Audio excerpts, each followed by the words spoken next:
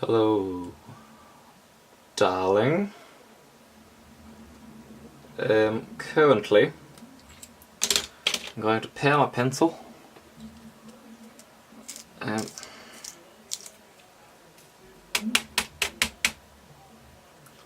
Cue music. Yeah.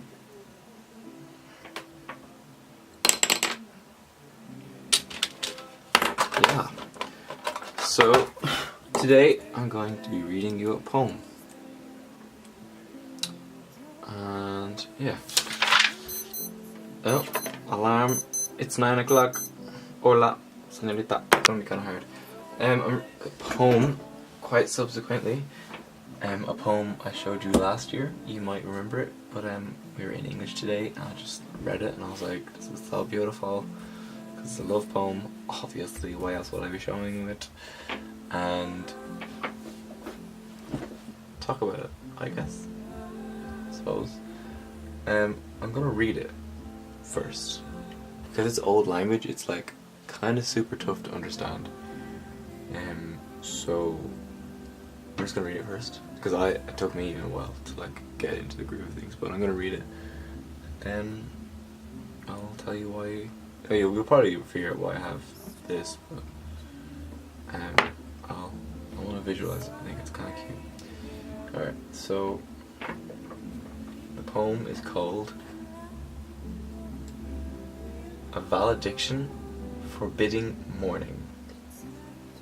So basically in this poem, the poet, John Donne, he basically forbids his partner, his lover, from mourning him leaving.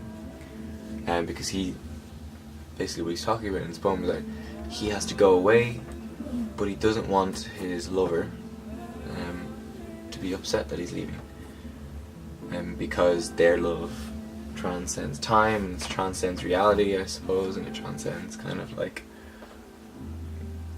boring, weepy stuff. And I just thought it was kind of cute because, in a sense, we are definitely very far apart, and I just thought, hashtag relatable.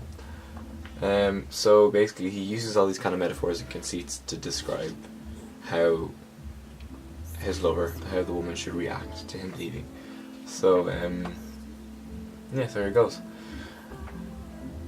As virtuous men pass mildly away, and whisper to their souls to go, whilst some of their sad friends do say, the breath goes now, and some say no. So let us melt, and make no noise, no tear floods, nor sigh tempests move. 'Twere profanation of our joys to tell the laity of our love.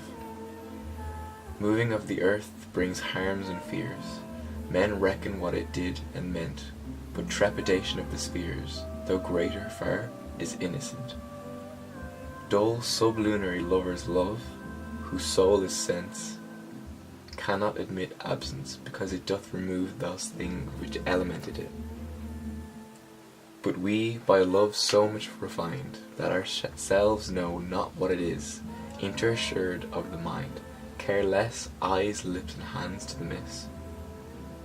Our two souls, therefore, which are one, though I must go, injure not yet a breach, but an expansion, like gold to airy thinness beat. If they be two, they are two so, as stiff twin compasses are two. Thy soul, the fixed foot, makes no show to move, but doth if the other do.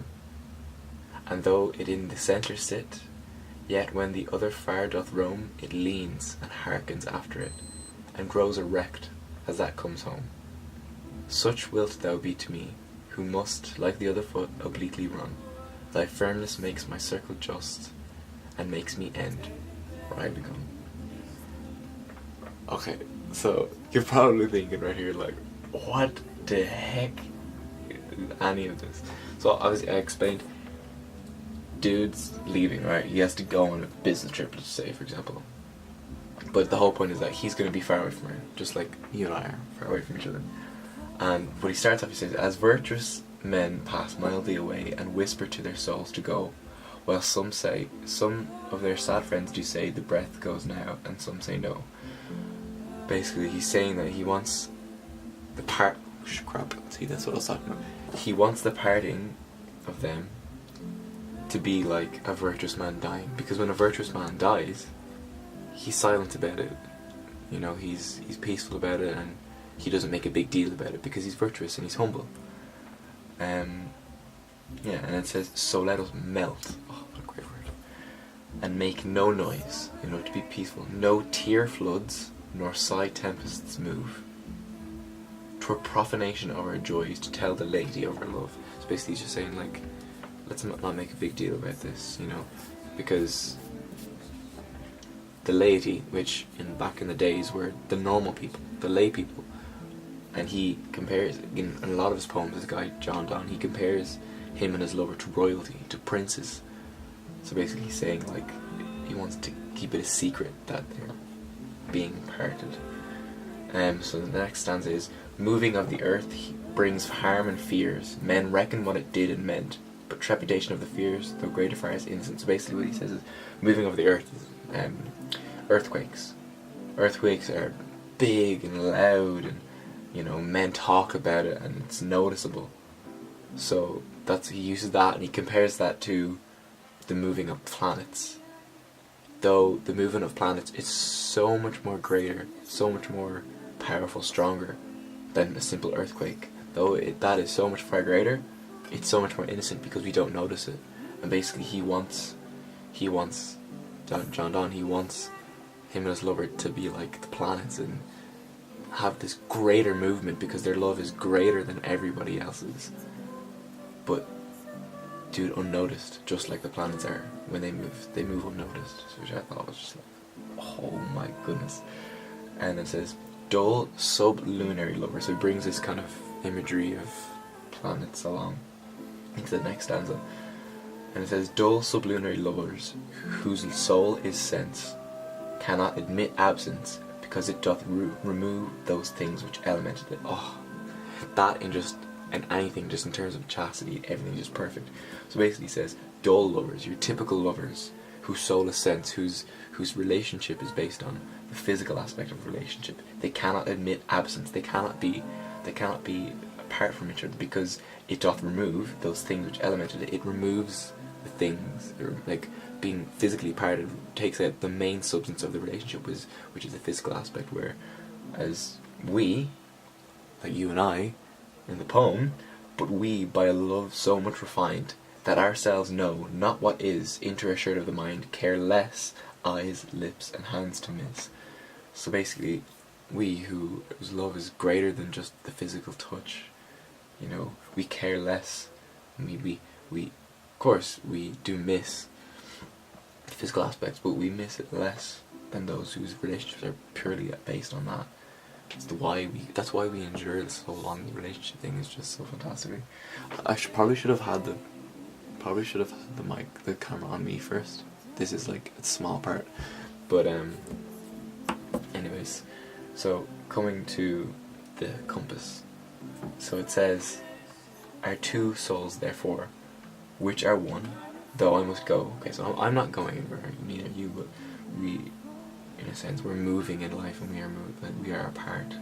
So it says, our souls therefore, which are one, though I must go, endure not yet a breach of them. So our souls are not broken apart, but an expansion, like a gold to airy thinnest beat. So he compares their separation to beating of gold, because when gold is smashed with a hammer, it doesn't crack, it just gets thinner and thinner and spreads. So he's basically saying that their soul, the connection of their souls, just expands with distance, and that distance doesn't break it. And he uses gorgeous imagery of gold, you know, of like richness, and you know, it's just great. And then, so he says, if they be two, they are two so. So he admits that their souls are two. So, sorry, no, before the previous stanza he says, our two souls therefore which are one. But then he says, if you insist that our souls are two, which they are, our souls are separate souls, they are two so, but they are stiff as twin compasses are two. Just like this compass here. Your soul So thy soul, the fixed foot, that's you, makes no show to move. Okay, sugar. So we're like that. Makes no show to move. But does if the other does. So you're on this side and I'm on this side, and it doesn't move unless the second moves. And though, it says, this is the quote of the poem, and though it in the centre sit, yet when the other far doth roam, it leans and hearkens towards it. So he's basically saying that, like, this beautiful conceit of a compass, this beautiful metaphor of a compass as the two of them, that when it's straight up, it's straight, but when the second hand of the compass moves farther away, it yearns for it, it leans towards it in the direction that the lover, me, is going. And then it says, and grows erect as that comes home. So it grows erect, you know, bright, upright, joyful, happy as it comes home. And it says, such wilt thou be to me, who must, like the other foot, obliquely run. Thy firmness makes my circle just, and makes me end where I've begun. So basically you're saying the same thing.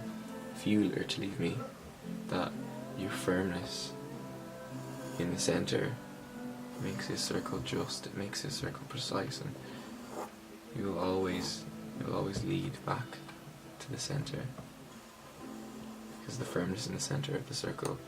But anyways, yeah. So yeah, just thought that was kind of cool. Hope you enjoyed that. Probably really long. It's 13 minutes, so it's gonna be a long video. Peace. Love you. Bye. Heard there was a secret chord that David played and it pleased the Lord, but you don't